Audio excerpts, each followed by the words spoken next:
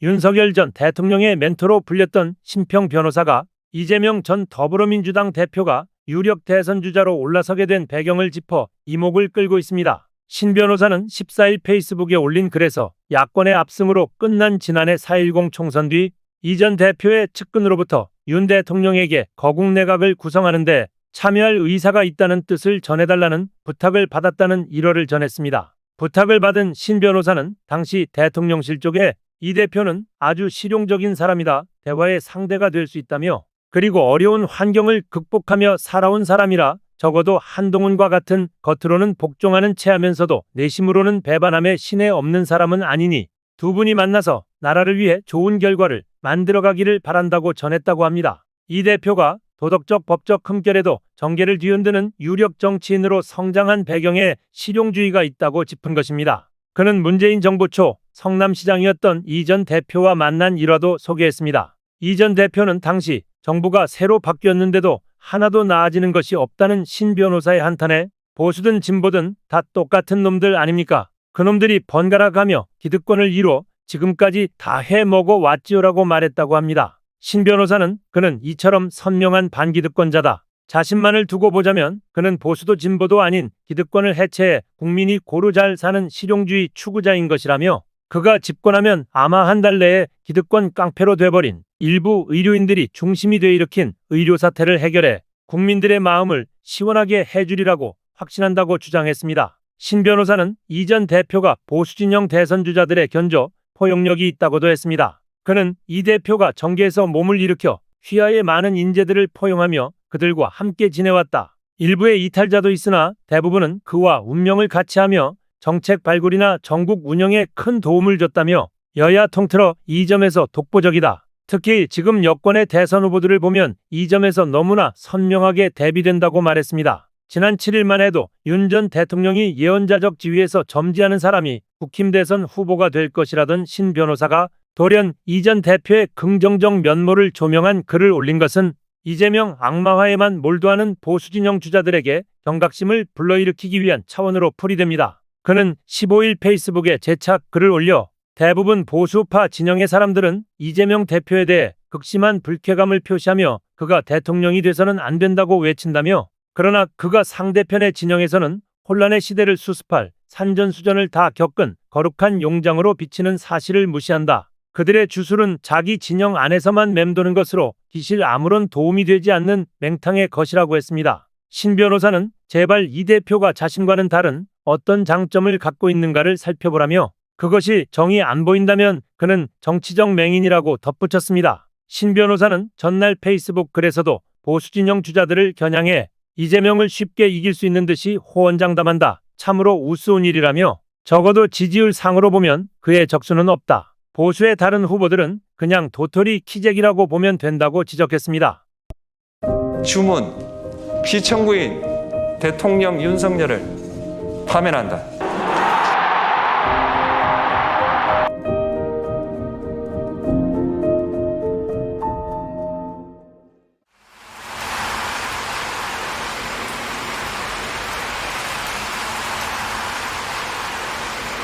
대한민국 민주주의의 위대함은 헌법이라고 하는 그 자체에 있는 게 아니라, 제도에 있는 게 아니라 그 제도를 가지고 사는 우리 국민 스스로의 위대함이죠. 억압을 하면 포기하고 좌절하고 굴복하는 게 아니라 결국 그걸 이겨내요.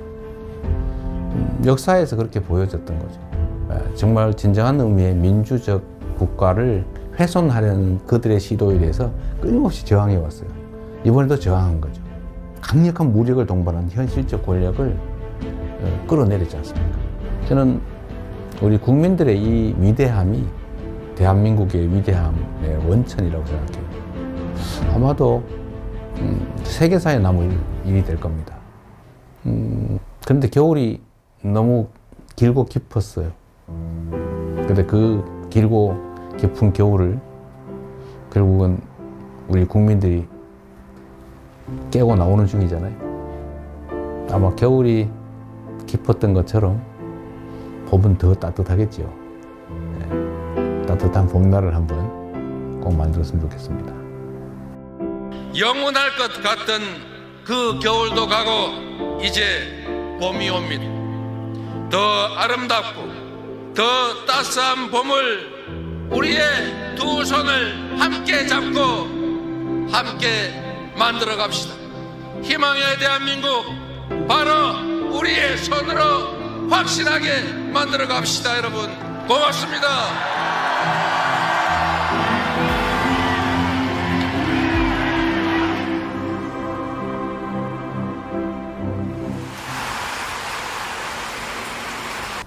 대립 갈등이 지금 아주 크죠. 그런데 그 원인은 뭐냐? 뭐 여러 가지가 있어요. 그 아주 근본적인 거는 경제적 이유입니다. 먹고 살기가 어려워져서 그래요. 세상 사는 게 힘들어서 그렇습니다. 그런데 왜 그러면 더 잘 살게 됐는데 왜 부족하게 됐냐? 편중됐기 때문이죠. 소위 양극화, 불평등, 격차. 이게 너무 커졌어요. 우리 사회가 총량으로는 과거보다는 더 많은 걸 가지고 있게 됐는데 개별적으로 보면 그게 너무 많이 한 군데 몰려 있습니다. 근데 이게 이제 사실은 갈등의 원인이죠. 지금 우리 경제는 여러 면에서 일종의 사면초가 같은 상태 같습니다. 전 세계적으로 성장률 전체가 떨어지고 있어요. 그리고 경제는 사실 민간 영역만으로는 제대로 유지 발전되기 어려워요. 정부 영역의 역할이 중요한데 지금 거의 3년 동안 정부는 경제를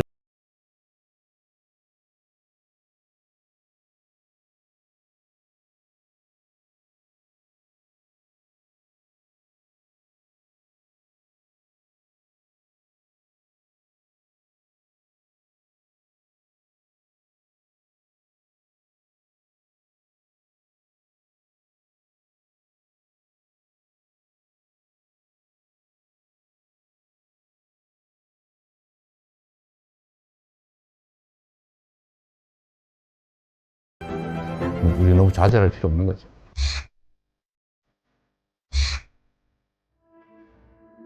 먹고 사는 문제가 가장 중요하다. 이거는 사실은 매우 기능적이고 물질적인 거예요. 고통스럽게 살지 않게 해줘야 한다. 잘 산다라고 하는 건 좀 달라요. 잘사니즘이라고 하면 좀 더 가치지향적이고 좀 정신적이고 고통 없는 삶을 넘어선 더 행복한 삶을 살 수 있는 세상을 만들자. 그런 거라고 봐주신 적 있어요.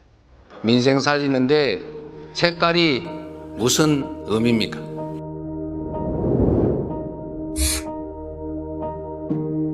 정치라고 하는 것은 현장이죠. 현장에서 국민들의 삶을 놓고 실제로 그 삶을 결정하는 거예요. 그게 빨간색이냐 파란색이냐 아니면 어떤 방법이 정책이 누구의 생각에서 시작된 것이냐 큰 특별한 의미가 없죠. 어떤 게 더 유용하고 어떤 게 더 필요하냐 이게 최고의 기준이 돼야 된다. 제가 정한 원칙이 있어요. 대개의 공직자들의 태도를 보니까 중요하고 큰 일을 고민하느라고 작아 보이는 일들을 미뤄둬요.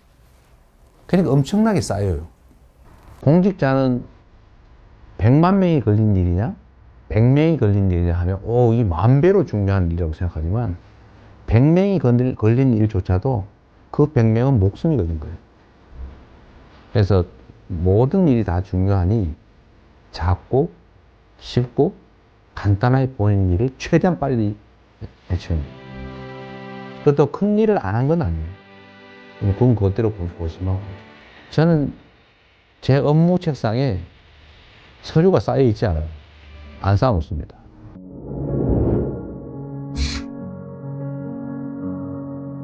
재난이나 아니면 사회적 위기 때 피해를 입는 것은 힘겹고 못 살고 어려운 사람 순이에요. 사실 그 사회의 문화의 수준이랄까 그 사회에 대한 평가는 약자들에 대해서 얼마나 많이 관심 갖고 지원하느냐에 달려 있어요. 생명 안전을 유지해야 그 다음 단계 더 나은 삶, 행복한 삶을 꿈꿀 수 있어요. 그래서 국민의 생명과 안전을 지키는 것은 정부가, 국가가 해야 될 가장 중요한 일입니다. 뭐든지 문제를 생각해 보면 우리가 조금 더 신경을 썼더라면 막을 수 있었던 사고로 보여져요. 누가 얼마나 체계적으로 신속하게 대응하느냐에 따라서 피해는 매우 적을 수도 있어요.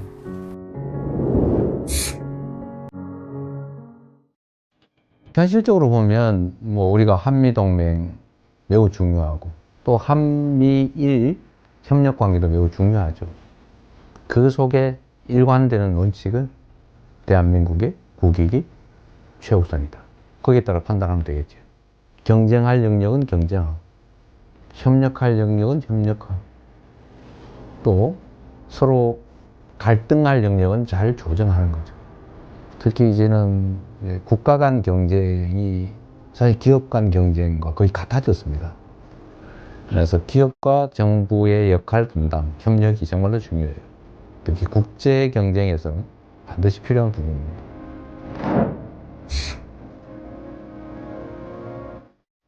김구 선생이 정말 우리가 먹고 사는 것조차 해결하지 못하던 그 시대에 우리가 꿈꾸는 나라는 문화가 강한 나라다. 문화 강국 얘기를 하셨어요. 정말 저는 우리의 역량을 통찰한 정말 해안이었다.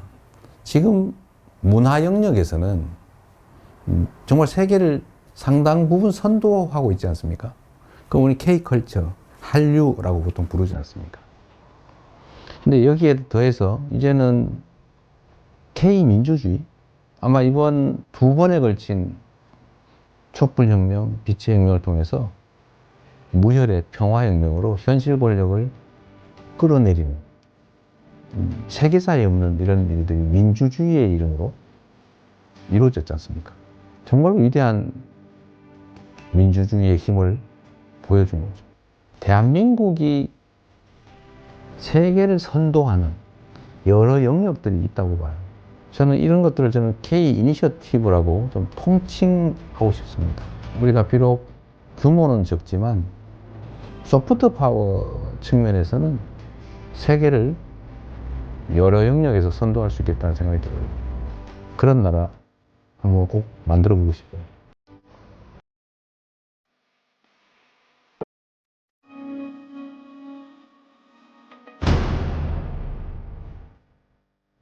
대한민국이라고 하는 이 국호에는 정말 큰 뜻이 담겨 있죠. 민국, 국민의 나라, 민중의 나라. 이 민자는 백성이죠, 백성. 신업 있는 사람들, 평범한 사람. 이 평범한 사람들의 나라. 그리고 작지만 큰 나라. 많은 사람이 희망을 가지고 행복한 삶을 꿈꾸는 그런 세상이 봄나라 아니겠어요? 진짜 대한민국을 만들고 싶습니다.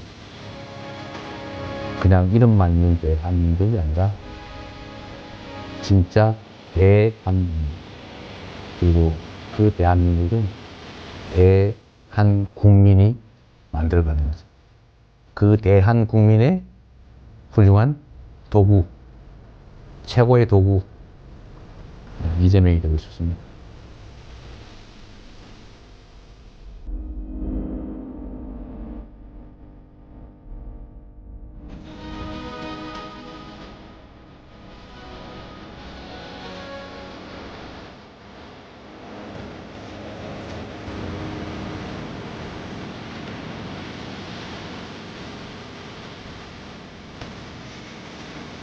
이주 보안국 대한민국을 함께 만들어 갑시다. 여러분 고맙습니다.